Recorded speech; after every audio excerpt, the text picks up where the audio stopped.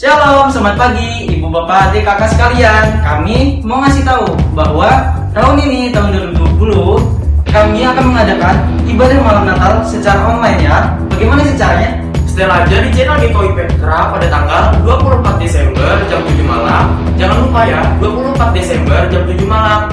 Tuhan Yesus memberkati.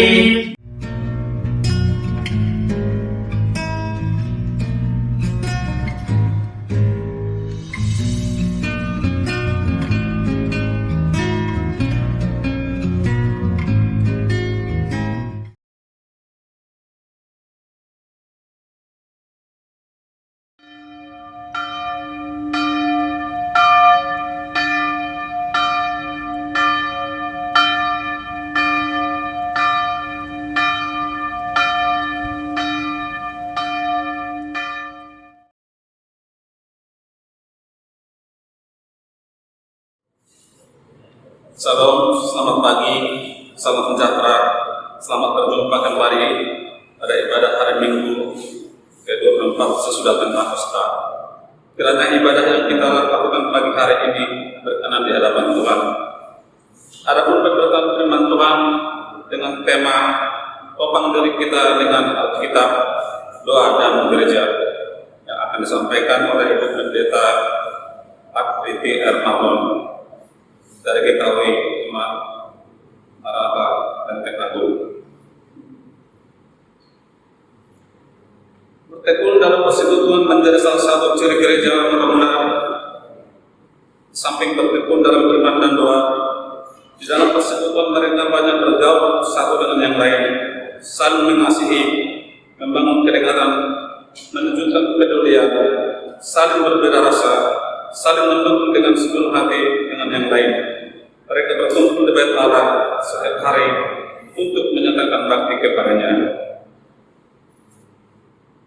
Jemaat Tuhan yang dikasihi, mari bangkit berdiri, kita awali persekutuan kita pagi ini dengan memuji Tuhan dari SPL nomor 41, Besar dan Azaiblah Karya.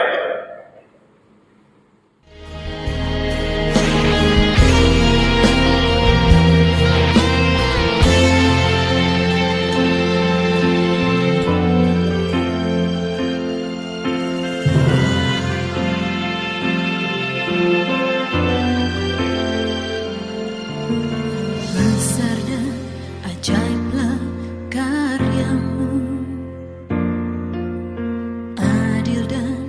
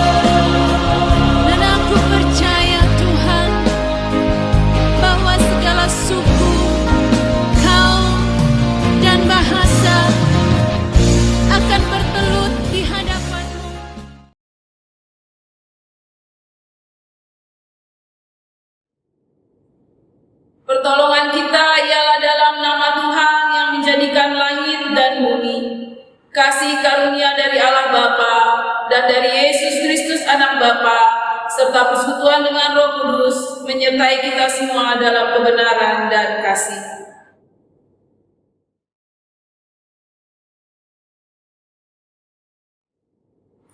Introitus kita pada pagi hari ini terambil dari Roma 10 ayatnya yang ke-17. Roma 10 ayat yang ke-17, demikian firman Tuhan. Jadi iman timbul dari pendengaran, dan pendengaran oleh firman Kristus. Jemaat, kami persilakan duduk kembali.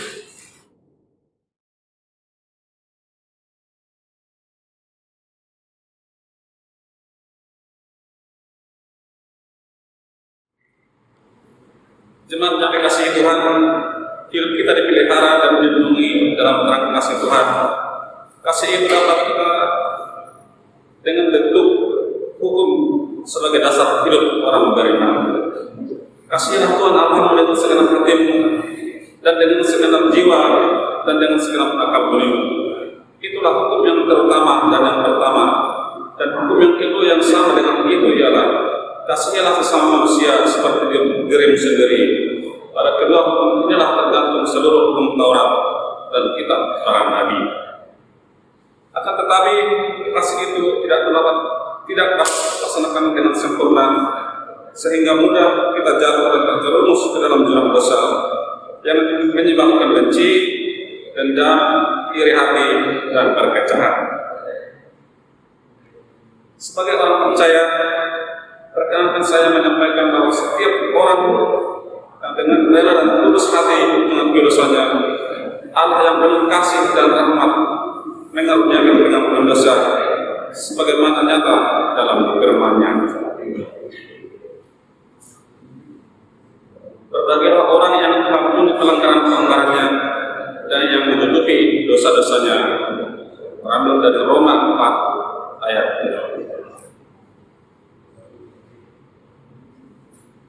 3. Jemaat Tuhan, jemaat yang menjadi permata hati Tuhan, kita tunduk kepala dan memohon ampunan Tuhan untuk segala dosa dan pelanggaran kita. Ya Tuhan, kasihanlah kami, ya Allah, dan menurut setiamu, hapuskanlah pelanggaran kami menurut rahmat-Mu yang besar. Bersihkanlah kami seluruhnya dari kesalahan kami, dan tahirkanlah kami dari dosa kami, sebab kami sendiri sadar akan pelanggaran kami, dan senantiasa bergumul dengan dosa kami. Jadikanlah hati kami tahir, ya Allah, dan barulah badan kami dengan roh yang teguh. Janganlah membuang kami dari hadapan-Mu, dan janganlah dengan roh murid yang kudus dari kami. Bangkitkanlah kembali pada kami kegerangan karena keselamatan dan daripada-Mu, dan lengkapilah kami dengan roh kerelaan. Kami mengaku dan memohon kepada-Mu. Ya Tuhan, dengarlah seruan doa kami yang kami panjatkan dalam nama Juru Selamat Yesus Kristus Tuhan kami. Amin.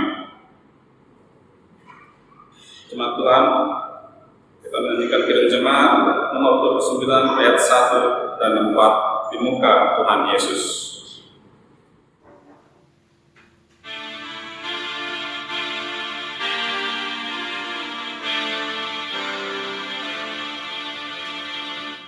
Di muka Tuhan Yesus, betapa hina diriku, dosa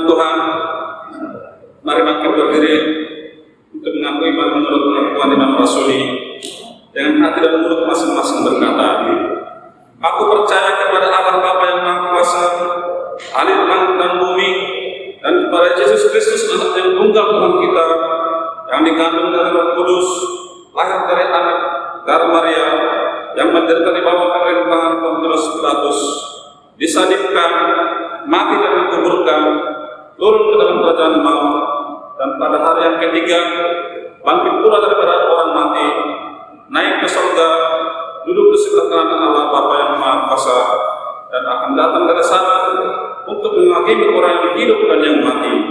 Aku percaya kepada Roh Kudus, gereja yang kudus dan am, persekutuan orang kudus, pengampunan dosa, kebangkitan daging, dan hidup yang kekal. Jemaat manis.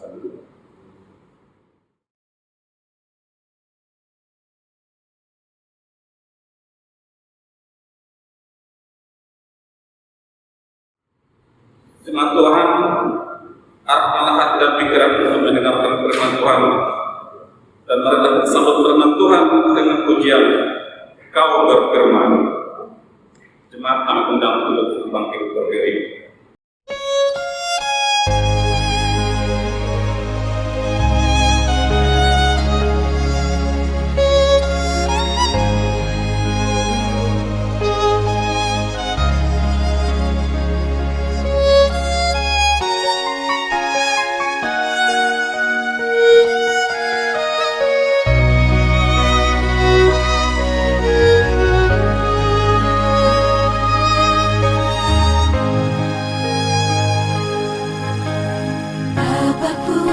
Yang terjadi dalam hidupku ini, tak pernah ku ragukan kasih-Mu Tuhan. Lewat gunung yang tinggi, dalam lembah yang curam, tak pernah ku ragukan janji-Mu Tuhan. Kau berfirman dan sembuhkanku, Kau bersabda dan selamatkanku. Tiada yang mustahil bagimu, Yesus, ku percaya padamu.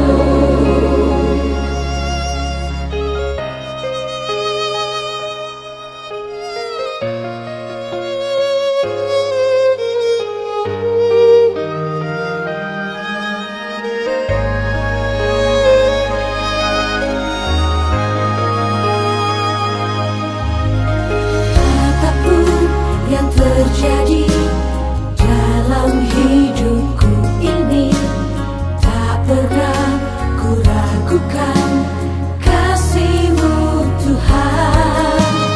Lewat gunung yang tinggi, dalam lembah yang curam, tak pernah ku ragukan janji-Mu Tuhan. Kau berfirman dan sembuhkanku, Kau bersabda dan selamatkanku. Tiada yang mustahil bagimu,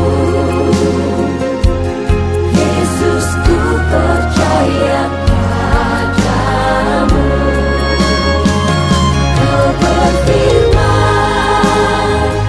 dan sembuhkanku, Kau bersabda dan selamatkanku. Tiada yang mustahil bagimu, Yesus, ku percaya padamu.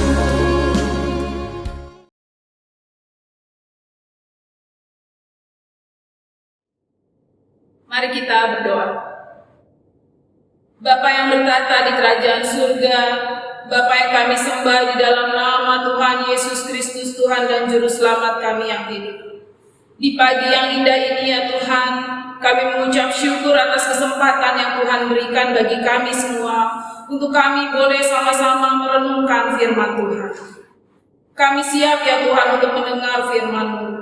Biarlah Roh Kudus-Mu yang memimpin kami, membuka hati dan pikiran kami ya Tuhan, agar kami boleh mengerti firman Tuhan yang disampaikan pada hari ini, dan kami boleh melakukannya di dalam kehidupan kami hari lepas hari. Terima kasih ya Tuhan, hamba-Mu yang akan menyampaikan firman Tuhan. Biarlah sembunyikan di balik salib-Mu Tuhan, dan biarlah hanya nama Tuhan yang dipermuliakan. Terima kasih Tuhan, dalam nama Tuhan Yesus Kristus, kami berdoa dan mengucap syukur. Haleluya. Amin. Jemaat kami silakan untuk duduk kembali.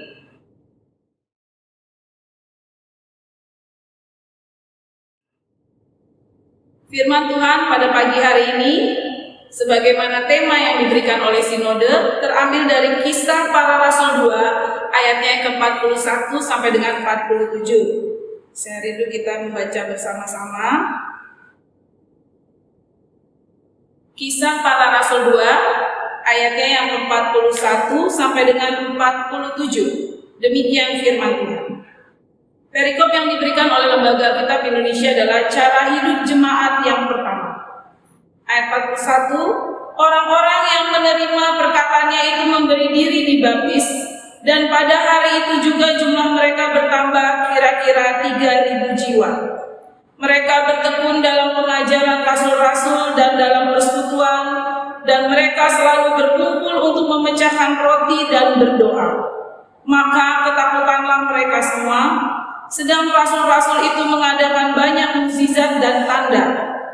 Dan semua orang yang telah menjadi percaya tetap bersatu, dan segala kepunyaan mereka adalah kepunyaan bersama. Dan selalu ada dari mereka yang menjual harta miliknya, lalu membagi-bagikannya kepada semua orang sesuai dengan keperluannya masing-masing.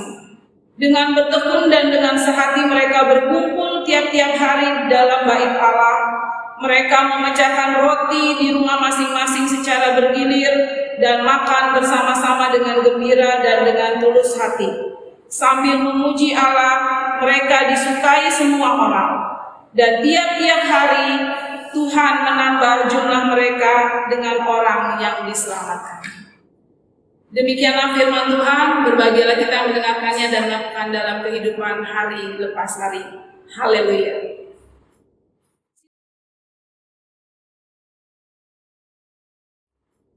Sidang jemaat yang terkasih dalam Tuhan Yesus Kristus, sebagaimana diberikan oleh Sinode, tema hari ini adalah topang diri kita dengan Alkitab, doa, dan gereja. Sebelumnya, saya mengucap syukur boleh dapat kembali melayani di GKWI Petra.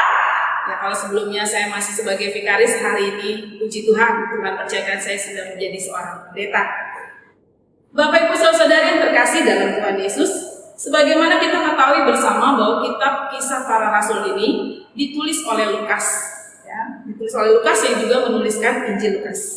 Dan ini menggambarkan bagaimana cara hidup jemaat yang pertama. Menggambarkan cara hidup jemaat yang pertama, jemaat yang mula-mula gereja di abad yang pertama. Kita melihat di ayatnya yang ke-41. Orang-orang yang menerima perkataannya itu memberi diri dibaptis pada hari itu, dan jumlah mereka bertambah kira-kira 3.000 jiwa. Orang-orang yang menerima perkataannya. Nah, ini kita melihat konteks terdekatnya. Perkataan siapa yang diterima oleh orang-orang? Yaitu perkataan Petrus. Jadi setelah turunnya Roh Kudus, hari Pentakosta, maka rasul-rasul telah dipenuhi oleh Roh, dan kemudian Rasul Petrus berkhotbah pada saat itu. Dan di ayat ke-37 kita melihat orang-orang bertanya, apa yang harus kami perbuat? Saudara-saudara, jawab Petrus kepada mereka di ayat 38, bertobatlah dan hendaklah kamu memberi dirimu dibaptis dalam nama Yesus Kristus untuk pengampunan dosamu, maka kamu akan menerima karunia Roh Kudus. Nah, maka di ayat 41 ini dikatakan bahwa mereka menerima. Ya, kalau dari interlinearnya dari bahasa Yunaninya, dalam bahasa Inggrisnya atau King James Version mengatakan welcoming. Mereka menyambut berita yang disampaikan oleh Petrus. Mereka menyambut keselamatan yang diberitakan oleh Rasul Petrus bahwa Yesus adalah Tuhan dan Juru Selamat. Sehingga kemudian mereka bertobat. Bertobat artinya mereka meninggalkan kehidupannya yang lama, mereka menjadi percaya dan menerima Yesus sebagai Tuhan dan Juru Selamat pribadinya. Dan kemudian mereka dibaptis. Dibaptis ini apa? Dibaptis ini sebagai tanda, sebagai simbol penyucian dari dosa, pemutusan hidup yang lama dan kemudian lahir kembali menjadi hidup yang baru, sebagai tanda dan simbol persatuan dengan Kristus. Ini yang diterima oleh orang-orang pada masa itu. Nah, Bapak Ibu Saudara yang terkasih dalam Tuhan Yesus Kristus, kita adalah umat Kristen, kita adalah orang percaya. Ya, Kristen sejati memang haruslah orang yang sudah bertobat, orang yang benar-benar mengikut Kristus, orang yang benar-benar telah menerima Tuhan Yesus sebagai Tuhan dan Juru Selamatnya secara pribadi. Dan kekristenan kalau kita melihat dari cara hidup jemaat pemula ini sudah berlangsung selama lebih dari 2000 tahun tentunya. Ya, sudah berlangsung selama lebih dari 2000 tahun kekristenan ini. Tetapi kita sebagai orang-orang percaya, sebagai pengikut Kristus yang sejati, sebenarnya harus tetap berjuang. Berjuang untuk apa?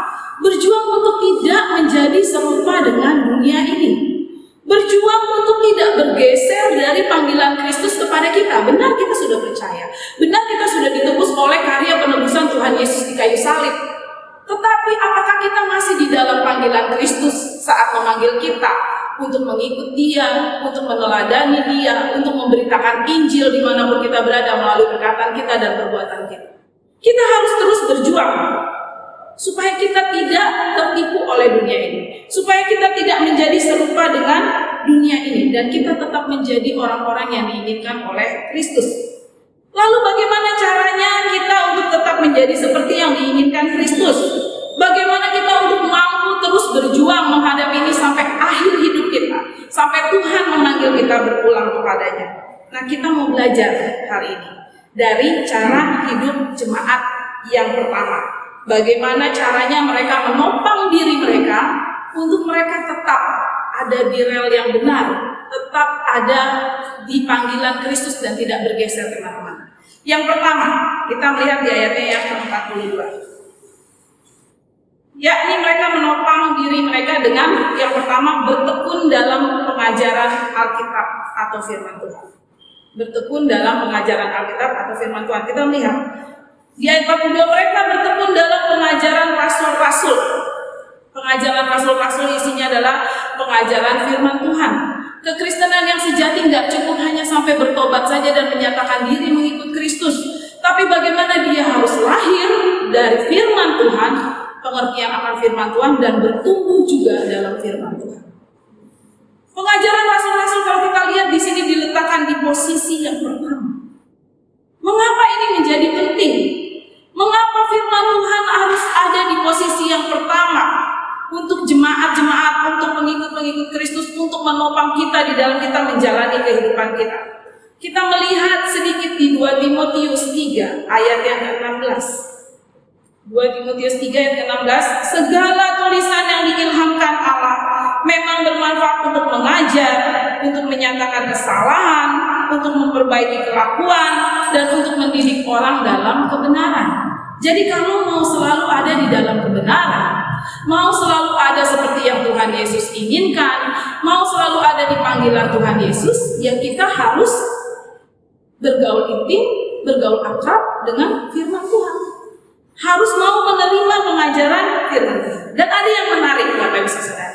Kalau kita melihat di kejadian Pentakosta ini, di mana semua mereka dipenuhi oleh Roh, ada 120 orang waktu itu yang sudah percaya Kristus. Lalu mereka berkata-kata dengan bahasa yang sebenarnya bukan bahasa asli mereka, tetapi bahasa orang-orang yang ada di sekitar itu. Lalu kita melihat sedikit di Kisah Para Rasul 2 ayat 12 dan 13 ini.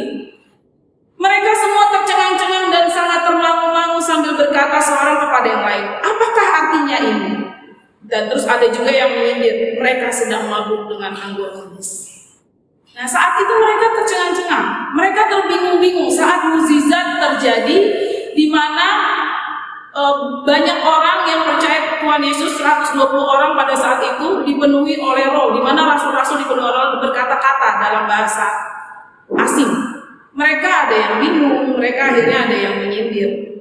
Tetapi kemudian Petrus yang sudah diurapi dengan Roh Kudus, digerakkan oleh Tuhan untuk menyampaikan firman Tuhan, untuk berkhotbah tentang Injil, tentang Yesus Kristus sebagai Tuhan dan Juru Selamat. Maka dikatakan, kita sedikit ke ayat 41, mereka menerima perkataannya, mereka berdiri dibaptis, dan bertambah kira-kira 3.000 jiwa. Jadi hari itu dimenangkan jiwa sebanyak 3.000 setelah mereka mendengar firman Tuhan. Mukjizat memang Tuhan jadikan ada di dunia ini. Kita bahkan melihat di ayat 43. Maka ketakutanlah mereka semua sedang rasul-rasul itu mengadakan banyak mukjizat dan tanda. Ketakutan artinya mereka kagum, ya, mereka hormat gitu, semakin hormat kepada Tuhan oleh karena mukjizat-mukjizat yang dilakukan oleh para rasul. Tetapi kalau kita melihat pertobatan mereka, lalu mereka menyatakan diri mengikut Kristus, mereka bersedia dibaptis adalah setelah mereka menerima firman Tuhan. Jadi mukjizat itu tidak boleh menjadi tujuan utama dari kekristenan. Kalau mukjizat menjadi tujuan utama dari kekristenan, maka iman itu hanya sesaat saja. Saat menerima mukjizat lalu beriman kepada Kristus dan percaya kepada Kristus, misalnya contohnya disembuhkan. Tapi di kemudian hari mengalami sakit dan kemudian tidak juga disembuhkan, mulai berkata, Tuhan Yesus di mana? Tuhan ada atau enggak? Imannya mulai ragu. Tetapi kalau iman yang lahir dari pengertian akan firman Tuhan, iman yang lahir dari pengertian akan Injil, akan kebenaran bahwa Yesus adalah Tuhan dan Juru Selamat, akan bertahan sepanjang masa hidup kita. Oleh karena itu, kekristenan nggak boleh terfokus pada mukjizat. Yang akhirnya mencari-cari, bahkan banyak KKR yang mengumbar mukjizat, tapi tidak ada pemberitaan Injil di dalamnya. Dan jangan salah, nabi-nabi palsu pun bisa melakukan mukjizat, melakukan seolah-olah yang ajaib, dengan minum air bisa sembuh, air dicelupin batu bisa sembuh, dan lain sebagainya. Tetapi apakah itu ada dalam firman Tuhan? Nah, kita jemaat harus jeli. Kita harus terus belajar firman Tuhan. Maka dikatakan jemaat pertama ini, mereka menopang diri mereka itu dengan benar-benar fokus pada firman Tuhan. Mereka lebih mencintai firman Tuhan ketimbang mukjizat. Mukjizat itu ada, Tuhan jadikan ada sebagai sarana untuk membuat orang menjadi percaya, lalu mau mendengar Injil. Tetapi iman harus lahir dari pemberitaan Injil. Nah, Bapak Ibu Saudari terkasih dalam Tuhan Yesus, oleh sebab itu maka menjadi tugas hamba Tuhan untuk mengutamakan firman Tuhan di dalam pelayanannya. Memang hamba Tuhan banyak pelayanannya, ada konseling, mungkin ada kunjungan, besuk, ada rapat, dan lain sebagainya. Tetapi tidak boleh kegiatan-kegiatan tersebut sampai menggeser pemberitaan firman Tuhan. Pemberitaan firman Tuhan harus terus menjadi yang utama, karena itu yang akan menopang diri kita, itu yang mengajar kita untuk kita selalu di dalam kebenaran. Dan hamba Tuhan tidak bisa apa-apa tanpa dukungan jemaat. Jemaat juga harus menjadi jemaat yang menekankan firman Tuhan di dalam kehidupannya, baru bisa berhasil gereja ini menjadi gereja yang ditopang oleh firman Tuhan. Nah, belajar firman Tuhan itu sampai kapan? Belajar firman Tuhan itu tidak cukup 1 bulan, 1 tahun, 5 tahun, tidak cukup. Belajar firman Tuhan itu harus terus-menerus di sepanjang kehidupan kita. Bahkan pendeta yang sudah hebat sekalipun, yang lulus dari sekolah teologi yang terhebat sekalipun, yang sudah doktor sekalipun, kalau ia berhenti belajar firman Tuhan, maka ia akan mudah tersesat. Firman Tuhan yang terus menopang kita, firman Tuhan yang terus mengajarkan kita. Ada juga firman Tuhan yang disampaikan orang berbondong-bondong ke KKR, berbondong-bondong ke retreat, berbondong-bondong ke camp-camp untuk mendapatkan firman Tuhan yang menjadi berkat. Ya memang itu betul, bisa, tidak apa-apa, itu baik. Tetapi jauh lebih penting firman Tuhan yang bersifat rutin. Pengajaran firman Tuhan seperti pengajaran rasul-rasul ini bersifat rutin. Dalam ibadah, dalam pendalaman Alkitab atau pemahaman Alkitab, saat teduh kita pribadi dengan Tuhan. Itu jauh lebih penting dan jauh lebih menopang pertumbuhan ini. Nah, yang kedua adalah yang dilakukan oleh jemaat untuk menopang diri mereka adalah bertekun dalam doa. Tentu untuk doa ini kita sudah tahu persis ya, kalau doa ini sudah banyak disampaikan ya tentang doa, bagaimana doa itu adalah bentuk nyata dari keberadaan kita bahwa kita sungguh-sungguh mengandalkan Allah. Tanpa doa berarti kita hanya mengandalkan diri kita sendiri. Tentu orang Kristen adalah orang yang harus rajin berdoa. Orang Kristen yang sejati orang yang bergaul intim, akrab dengan Tuhan, berbincang-bincang dengan Tuhan. Firman Tuhan adalah saat Tuhan berbicara dengan kita, dan juga kita Tuhan berikan saat untuk kita berbicara dengan Tuhan melalui doa. Doa pribadi penting, betul. Persekutuan doa penting tidak? Itu juga penting. Bahkan persekutuan doa itu dikatakan lebih besar kuasanya. 2-3 orang sepakat di dalam nama Tuhan Yesus, maka Tuhan Yesus hadir di sini.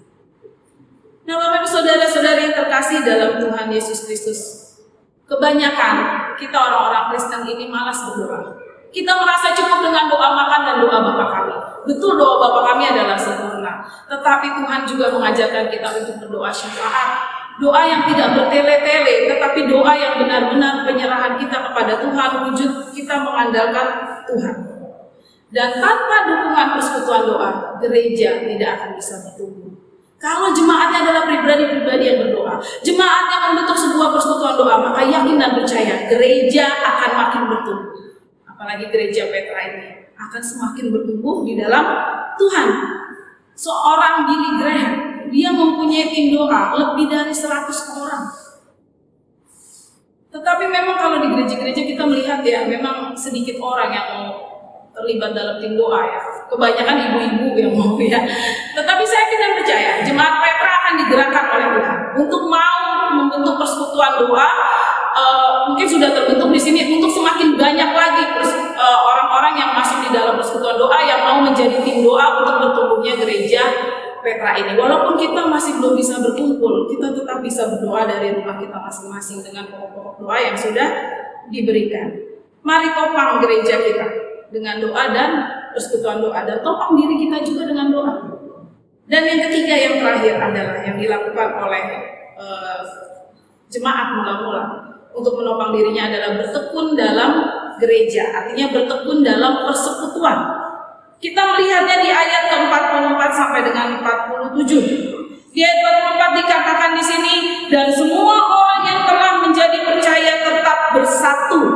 Ya, artinya Roh Kudus yang diberikan kepada manusia melalui Pentakosta, Roh Kudus dicurahkan kemudian mengumpulkan orang-orang percaya. Mereka menjadi masuk ke dalam suatu hubungan yang baru. Hubungan yang baru yaitu persekutuan. Mereka bersatu bersama-sama. Gereja tidak akan bertumbuh tanpa persekutuan. Kita melihat di ayat 45 sampai 46. Ya, ayat 44b juga, segala kepunyaan mereka adalah kepunyaan bersama, dan selalu ada dari mereka yang menjual harta miliknya lalu membagi-bagikan pada semua orang sesuai keperluan masing-masing. Dengan bertekun dan sehati, dan dengan sehati mereka berkumpul tiap-tiap hari di bait Allah. Mereka memecahkan roti di rumah masing-masing cara bergilir dan makan bersama-sama. Nah, jadi ada keterikatan satu dengan yang lain.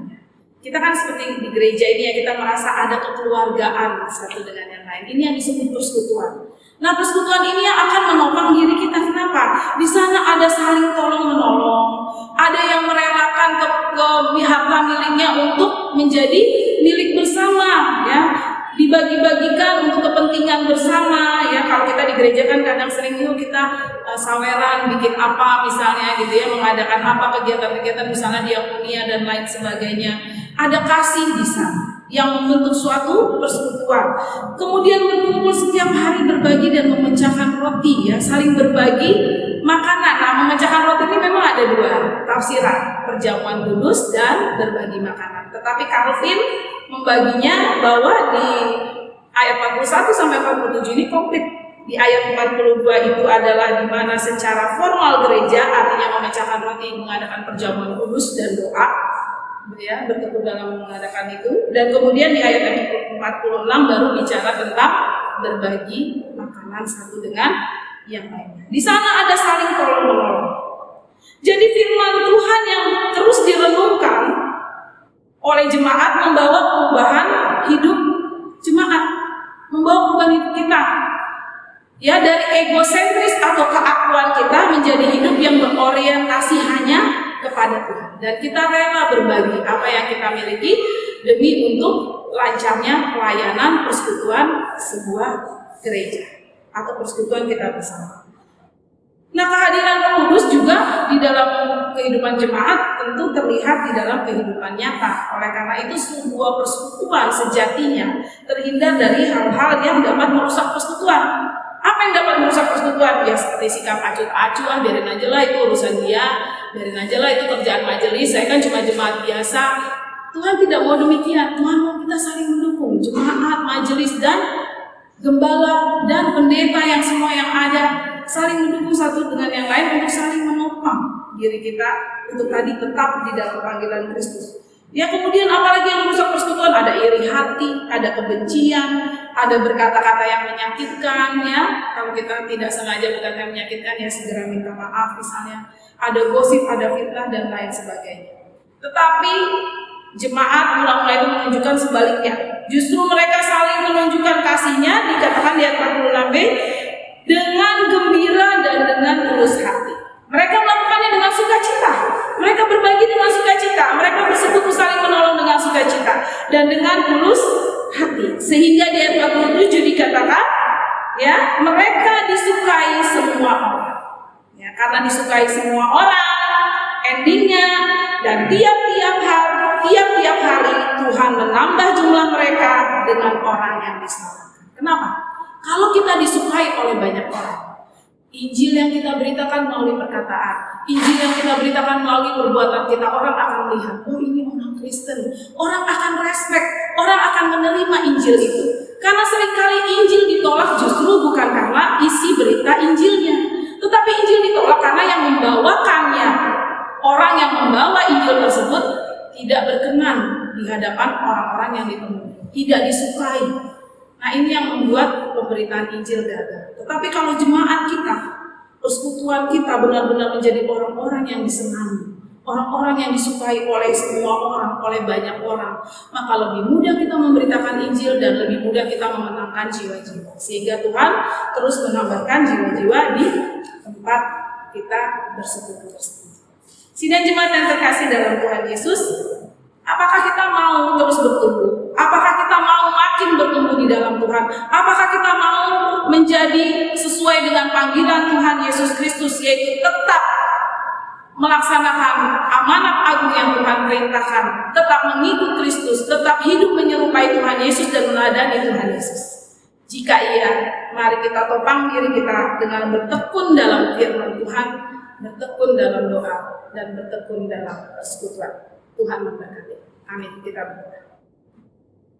Bapa yang bertata di kerajaan surga, kami mengucap syukur terima kasih ya Tuhan untuk firman Tuhan yang telah disampaikan pada pagi hari ini, yang semakin menguatkan kami ya Tuhan, untuk kami senantiasa menjadi pengikut-pengikut Kristus yang sejati. Bapa yang bertata di kerajaan surga, biarlah ya Tuhan, kami adalah terbatas, tapi kami yakin dan percaya Roh Kudus yang terus memberi pengertian bagi kami, sehingga kami mampu melaksanakan firman Tuhan yang telah Tuhan sampaikan kepada kami pagi hari ini melalui hamba ini. Biarlah kiranya ya Tuhan, Roh Kudus terus memimpin kehidupan kami, agar kami tidak pernah bergeser dari panggilan Tuhan Yesus terhadap kami semua. Agar kami mampu ya Tuhan menjalani segala tugas yang Tuhan percayakan pada kami di dalam kehidupan kami hari lepas hari, sebagai anak-anak Tuhan, sebagai ahli waris kerajaan surga. Terima kasih ya Pak. Di dalam nama Tuhan Yesus kami berdoa dan mengucap syukur. Haleluya. Amin.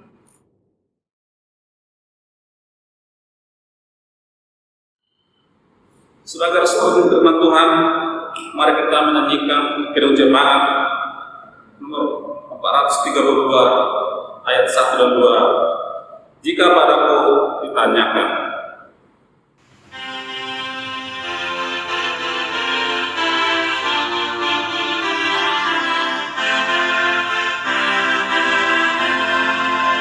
Jika padaku ditanyakan, apa akan kuberitakan pada dunia yang penuh penderitaan? Kan ku sampaikan kabar baik pada orang-orang miskin, pembebasan bagi orang yang ditawan, yang buta dapat penglihatan, yang tertindas dibebaskan. Sungguh tahun rahmat Tuhan sudah tiba.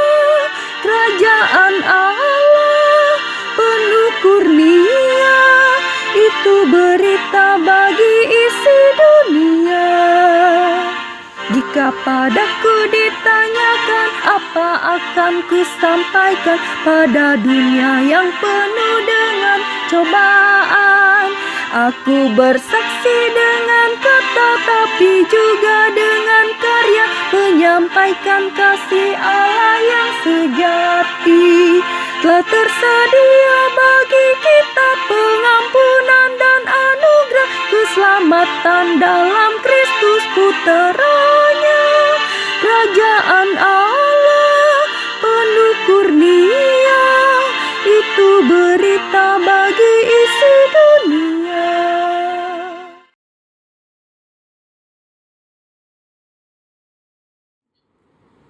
Mari kita sama-sama mendukung, kita akan berdoa syafaat bersama-sama, kita berdoa. Tuhan Allah Bapa yang bertata di kerajaan surga, Bapa yang kami sembah di dalam nama Tuhan Yesus Kristus, Tuhan dan Juru Selamat kami yang hidup. Pada saat ini kami berserah sepenuhnya dalam tangan kasih Tuhan.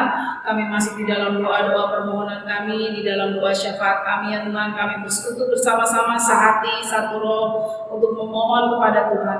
Saat ini kami mohon ya Tuhan, untuk bangsa dan negara Indonesia ini ya Tuhan, kiranya Tuhan berkenan menolong bangsa dan Indonesia ini untuk bangkit kembali, pulih kembali pasca pandemi COVID-19, bahkan pandemi yang sedang kami hadapi ini ya Tuhan, kiranya Tuhan berkenan menolong agar vaksinnya dapat segera ditemukan, atau vaksin yang sudah ditemukan dapat berfungsi dengan baik ya Tuhan, sehingga masyarakat Indonesia boleh tertolong ya Tuhan dan terlepas dari pandemi COVID-19 ini. Kami berdoa agar kiranya belanja kementerian dan lembaga dapat dipercepat penyerapannya di sisa akhir tahun ini untuk dapat mendorong pertumbuhan ekonomi Indonesia di kuartal 4 tahun 2020 ini. Kiranya Tuhan juga memberi sikap waspada kepada jajaran pemerintah dan masyarakat agar tidak bersikap teledor yang sehingga dapat menyebabkan lonjakan gelombang kedua COVID-19 seperti terjadi di Eropa. Kami juga berdoa ya Tuhan untuk seluruh aparatur sipil negara ASN agar menjaga netralitas dan tidak memihak kepada salah satu calon pimpinan atau kepala daerah, apalagi sampai memanfaatkan fasilitas negara. Kami berdoa supaya di Indonesia ini ya Tuhan terbebas dari manipulasi, konspirasi dan lain sebagainya, hal-hal yang tidak berkenan di hadapan Tuhan. Biarlah pemimpin-pemimpin di Indonesia dari pemimpin yang terendah sampai yang tertinggi menjadi pemimpin-pemimpin yang takut akan Tuhan. Terima kasih ya Tuhan. Kami juga berdoa untuk panitia hari-hari besar gereja Jemaat Petra di tahun 2020 ini dalam persiapan menyambut Natal 2020. Kami berdoa menyerahkan semuanya dalam tangan kasih Tuhan, berikanlah hikmat ya Tuhan bagi panitia hari besar gereja di GKI Petra ini ya Tuhan. Meskipun di dalam kondisi pandemi seperti ini ya Tuhan, biarlah kami tidak kehilangan sukacita di dalam memperingati kelahiran Tuhan Yesus di dunia ini untuk menolong kami semua untuk melakukan karya penebusan Tuhan Yesus di kayu salib ya Tuhan, yang telah memberikan keselamatan bagi kami semua. Biarlah kiranya ya Tuhan, panitia diberikan hikmat untuk acara yang akan dibuat, bahkan segala dana yang diperlukan dapat dicukupkan oleh pertolongan yang daripada Tuhan. Sehingga meskipun dalam kondisi pandemi kami masih tetap dapat melaksanakan, dapat bersama-sama bersukacita menyambut dan merayakan Natal ya Tuhan. Kami juga berdoa ya Tuhan untuk pertumbuhan iman jemaat dalam masa pandemi COVID-19 ini. Biarlah kiranya keadaan seperti ini tidak membuat kami jauh dari Tuhan, tetapi kami semakin dekat dengan Tuhan, di mana dalam firman Tuhan dikatakan saat kami lemah maka kami kuat, yaitu kuat bersekutu dengan Tuhan, kuat menjalin hubungan kami dengan Tuhan. Di dalam kelemahan kami semakin kuat di dalam mengandalkan Tuhan. Terima kasih ya Bapak. Kami juga berdoa Tuhan untuk gembala sidang, majelis dan seluruh jemaat di GKI Petra ini ya Tuhan. Biarlah Tuhan berkati senantiasa, beroleh hikmat, beroleh kebijaksanaan yang daripada Tuhan di dalam menjalani kehidupan ini, di dalam menjalani tugas yang Tuhan percayakan ya Tuhan, baik di dalam keluarga, di dalam gereja maupun di dalam masyarakat. Terima kasih ya Bapak. Saat ini kami juga berdoa untuk usaha rumahan jemaat, biarlah Tuhan berkati untuk jemaat yang sedang mencari pekerjaan. Berikanlah pekerjaan yang terbaik ya Tuhan. Bahkan yang saat ini masih bekerja, biarlah pekerjaannya boleh tetap terjaga ya Tuhan oleh pertolongan Tuhan. Karena banyak yang dirumahkan, banyak yang diberhentikan bekerja Tuhan atau dikurangi gajinya, tapi kami yakin dan percaya Pertolongan Tuhan atas kami selalu ya dan amin. Kami percaya pemeliharaan Tuhan terus-menerus di dalam kehidupan kami. Oleh karena itu kami tidak khawatir dan kami hanya bergantung, menyandarkan diri kami hanya kepada Engkau saja ya Tuhan. Kami berdoa juga untuk jemaat yang sakit yang tidak dapat kami sebutkan satu persatu. Biarlah Tuhan yang jamah mereka memberikan mereka pemulihan. Untuk pemuda-pemudi yang memiliki kerinduan masuk dalam jenjang pernikahan, Tuhan juga berikan pasangan hidup yang terbaik, pasangan hidup yang sepadan ya Tuhan. Dan biarlah mereka hanya mengandalkan Tuhan di dalam memasuki jenjang pernikahan. Kami berdoa untuk berita sukacita di mana ada layanan baptisan kudus. Rencananya pada hari Minggu 22 November untuk Saudari Widianti Nurul Maulina, dan juga dilanjutkan dengan layanan pemberkatan nikah antara Saudara Sando Lumbang Tobing dengan Saudari Widianti Nurul Maulina pada hari Sabtu 28 November 2020. Kami serahkan semuanya dalam tangan pengasihan Tuhan, biarlah segala sesuatunya dilancarkan ya Tuhan, dan anak-anak Tuhan ini semakin dekat dengan Tuhan, biarlah juga semakin menyerahkan nanti rumah tangga mereka di dalam pimpinan Tuhan. Bahkan segala sesuatunya persiapannya Tuhan, kami serahkan ke dalam tangan kasih Tuhan, biarlah Tuhan yang memberikan kelancaran di dalam segala sesuatunya. Terima kasih ya Bapa di surga, terima kasih. Segala permohonan kami ini ya Tuhan, kami serahkan dalam tangan kasih Tuhan saja ya Tuhan, dan juga segala pergumulan jemaat ini juga Tuhan kami serahkan dalam tangan kasih Tuhan. Biarlah yang menghadapi pergumulan Tuhan juga berikan jalan keluar yang terbaik. Mereka yang berulang tahun, baik kelahiran maupun pernikahan, Tuhan berikan sukacita, damai sejahtera di dalam Tuhan. Terima kasih ya Tuhan. Segala doa ini kami alaskan dalam nama Tuhan Yesus, Tuhan dan Juru Selamat kami yang hidup, yang mengajarkan kami doa yang sempurna. Bapa kami yang di surga, dikuduskanlah nama-Mu, datanglah kerajaan-Mu, jadilah kehendak-Mu di bumi seperti di surga. Berikanlah kami pada hari ini makanan kami yang secukupnya, dan ampuni kami akan kesalahan kami, seperti kami juga mengampuni orang-orang yang bersalah kepada kami. Dan janganlah bawa kami dalam pencobaan, tetapi lepaskanlah kami daripada yang jahat, karena Engkau yang punya kerajaan, dan kuasa, dan kemuliaan sampai selama-lamanya. Amin.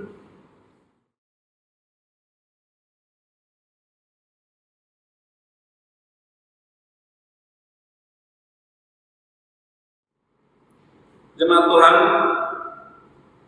jemaat kami berkari Tuhan, marilah kita mengucapkan syukur kepada Tuhan dengan memberi persembahan kepadanya. Dengarlah firman Tuhan. Persembahkanlah syukur sebagai korban kepada Allah, dan bayarlah bajamu kepada yang Maha Tinggi. Terambil dari Mazmur 50 ayat 14. Tuhan Yesus memberkati saudara dan persembahan saudara. Sementara kantor persembahkan diadakan, kita menyanyikan pujian Tuhan dari Kidung Jemaat nomor 450 ayat 1 dan 2, hidup kita yang benar.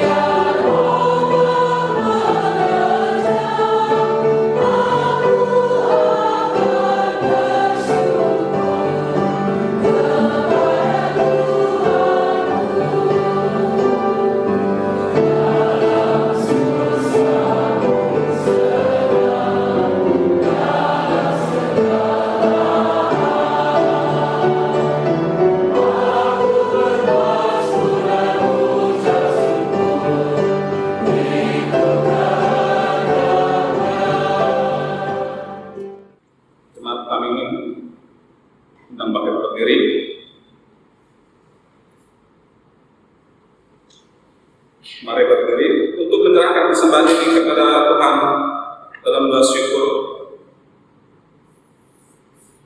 Ya Bapa yang Maha Kasih, saat ini kami memberikan persembahan syukur kepadamu. Ataulah kami Bapa memberi bukan karena dari kami, tetapi sebagai wujud mengasihimu. Kiranya persembahan yang kami berikan ini berkenan di hadapanmu, karena kami memberikan dengan sepenuh sukacita dan rasa syukur atas kasih sayang. Terima kasih ya Bapa. Amin.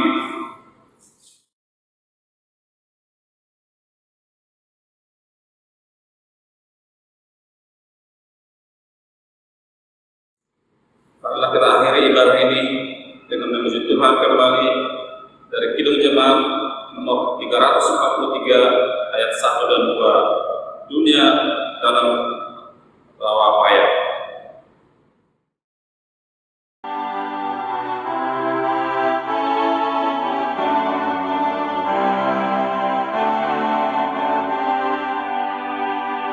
Dunia dalam rawa payah berjuang terus.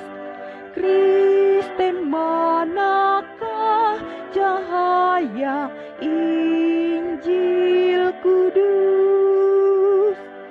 Biar dalam gelap gulita bergemilang terang berita satu saja, Tuhan kita Sang Penebus. Bangunkan persekutuan sidang jemaat dan kumpulkan domba Tuhan yang tersesat. Satu sabda berkuasa mempersatukan bahasa sekalian kaum dan masa, jauh dan dekat.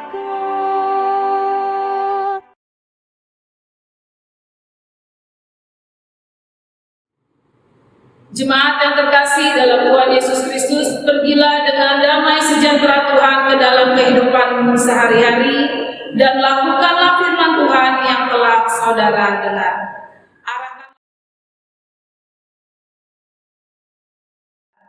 Arahkanlah hati dan pikiranmu kepada Tuhan dan terimalah berkat-Nya. Tuhan memberkati engkau dan melindungi engkau. Tuhan menyinari engkau dengan wajah-Nya dan memberi engkau kasih karunia. Tuhan menghadapkan wajah-Nya kepadamu dan memberi engkau damai sejahtera. Amin. Bapa, terima kasih.